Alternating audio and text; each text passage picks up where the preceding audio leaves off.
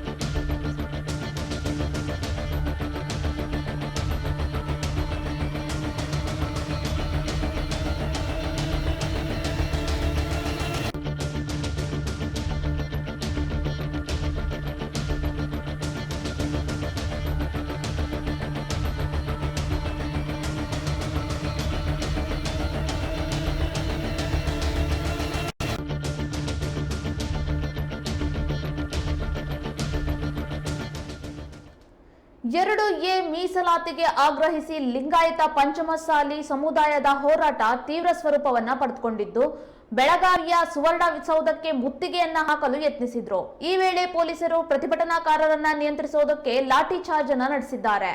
ವಿಧಾನಮಂಡಲ ಚಳಿಗಾಲದ ಅಧಿವೇಶನ ನಡೀತಾ ಇರುವಂತಹ ಸಂದರ್ಭದಲ್ಲೇ ಸುವರ್ಣ ವಿಧಾನಸೌಧದ ಸುತ್ತ ಪೊಲೀಸರು ಬ್ಯಾರಿಗೇಡ್ಗಳನ್ನ ಹಾಕಿದ್ರು. ಪ್ರತಿಭಟನಾಕಾರರು ಬ್ಯಾರಿಗೇಡ್ಗಳನ್ನ ತಳ್ಳಿ ಸುವರ್ಣಸೌಧಕ್ಕೆ ನುಗ್ಗಲು ಯತ್ನಿಸಿದ್ರು. ಇದರಿಂದ ಸುವರ್ಣಸೌಧ ಮುಂಭಾಗ ಭಾರಿ ಹೈಡ್ರಾಮಾ ಸೃಷ್ಟಿಯಾಗಿತ್ತು. ಪೊಲೀಸರಿಗೆ ಹಾಗೂ ಪ್ರತಿಭಟನಾಕಾರರಿಗೆ ಗಾಯಗಳಾಗಿದ್ದು ಪರಿಸ್ಥಿತಿ ಉದ್ವಿಗ್ನಗೊಂಡಿತು.